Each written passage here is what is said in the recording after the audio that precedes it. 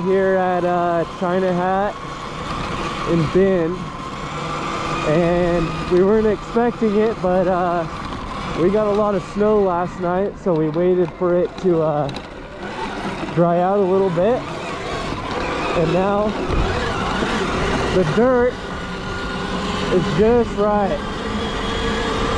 It's not dusty, but it's tacky. You know, in the summer when this really dries out, it gets very, very sandy. So this is about as good as it gets.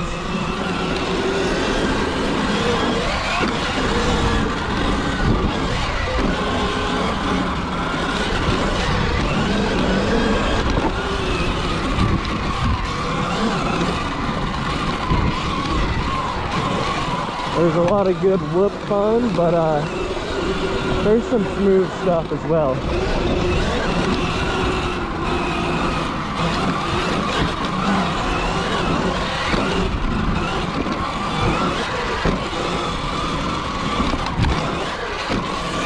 Woo, nice and jumpy. We did some hard riding yesterday, so Riley and I are feeling pretty sore. Fortunately, it was raining for much of the day, so we didn't get much footage. Check to make sure Riley's behind me. We're good. And we're hoping that this morning, before we head out, we can get some good riding, and it is looking like that is the case. Woo! Good fun. Sometimes it's kind of hard to decide whether to pump through the whoops, try and skip over them, or just double them, which it's really fun and smooth if you double them, but you always risk casing it, or if you don't time it right, it's a good way to crash. Woo! I am sore from yesterday, let me tell you. Woo! Oh, that's fun.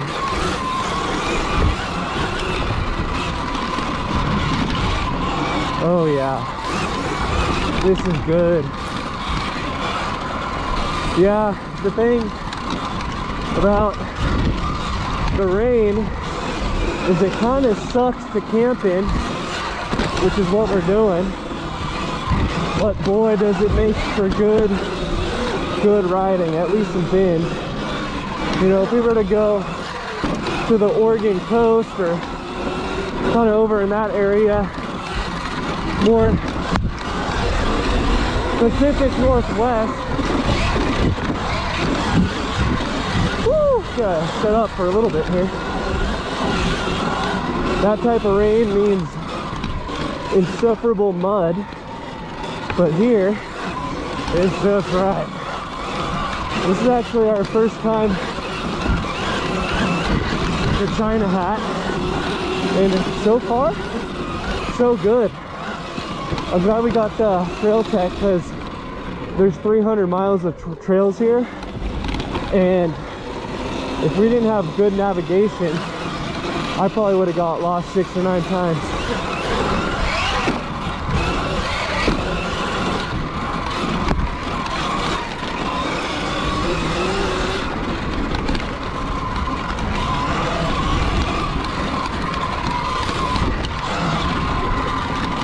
Oh man, okay, I'm getting tired. I might need to not get so ahead of myself. Oh yes.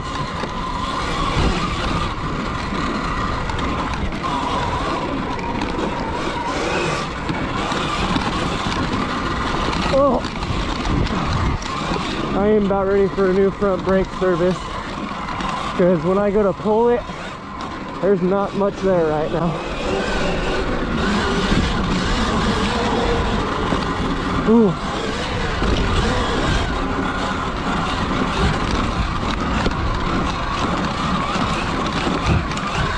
Oh man. It is funny because Some of my mountain biking friends like to call me lazy for getting the Sur-on. Tell you what, if you're not getting a good workout riding your Sur-on, you're not pushing hard enough, because this is not easy.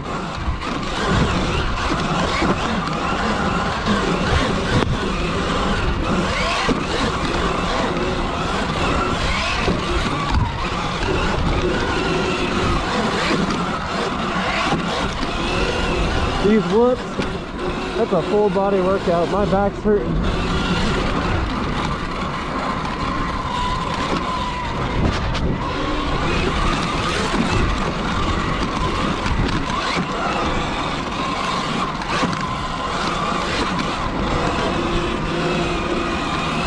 Man, Riley's right on my ass. He's a fast rider. I'm not lollygagging either.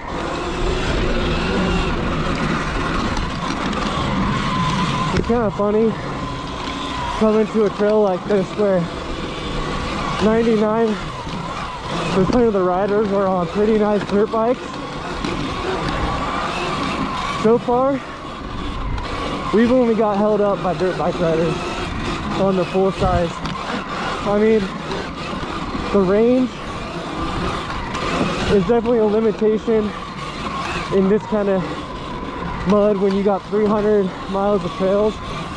Or this kind of sand, I should say. But they're quick. You know, going through the whoops, that lightweight makes a big difference on how hard it is. And that's just the way it is. I mean, we might need to go in to swap batteries, but on this type of riding, I'm not sure how many more dirt bikers would be able to hang with us right now. Now, we do ride pretty fast, and I'm sure there's more talented dirt bikes out here, but at least if I hopped on one, I wouldn't be hauling ass like this. Woo! Those squirrelies.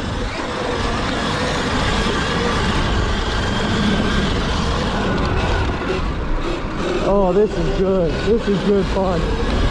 Woo-hoo-hoo! Oh, break. There was a 100-mile race here, and I don't know if they were on this trail, but looks like the Trail Association put in some work, because these small berms cannot be natural. Oh! Almost lost it.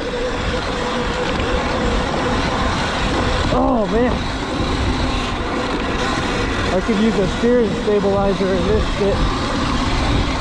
Woo! Where are we going? Okay, I just hit 40 there. Kind of dangerous to look down, but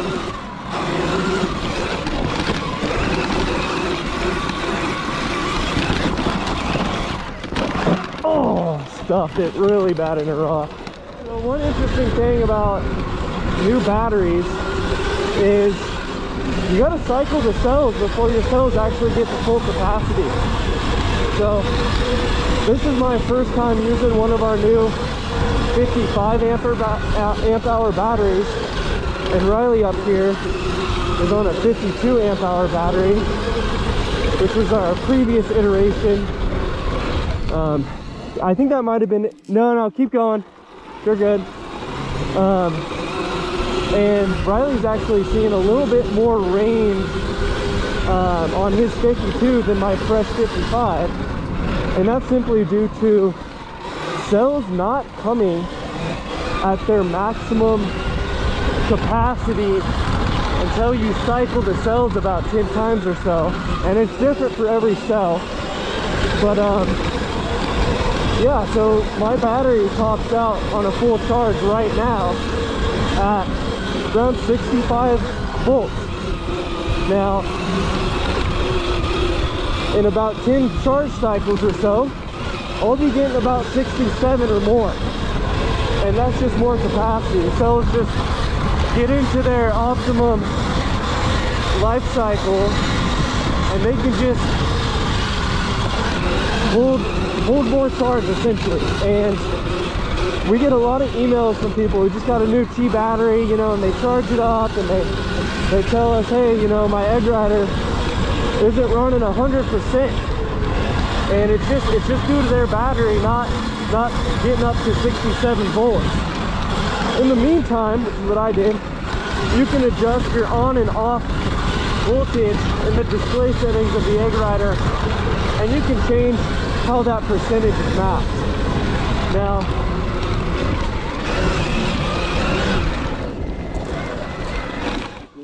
yeah, it'll be up at the top of this hill, I think.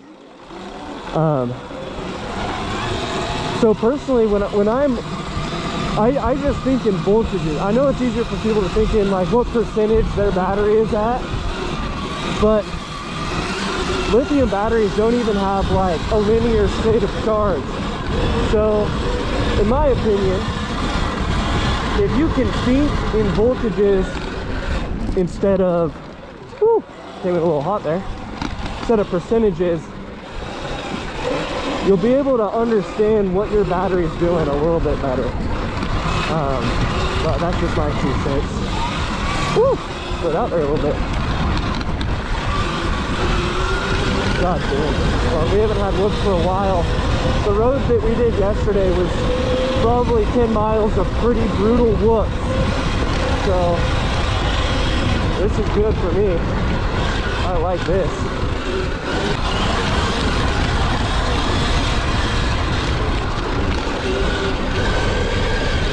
Just fucking railing me.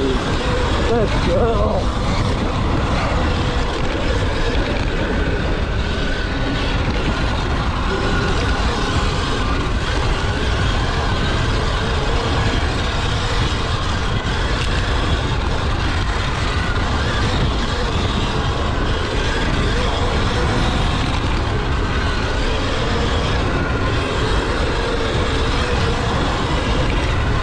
Oh yes. Oh yes.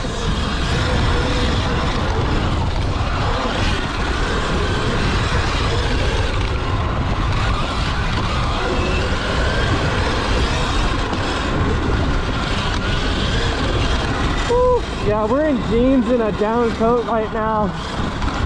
Normally we get into full riding gear, but it was pretty cold this morning and we were just going out for a quick rip before we head out. So, yeah, that's why we're in regular street clothes, if you're wondering. Still got the boots on, though. Oh! Wow. I lost the front end on that. Came in a little hot. I almost fucking hit a tree very, very hard. I'm glad that did not happen. God damn. That's a close one.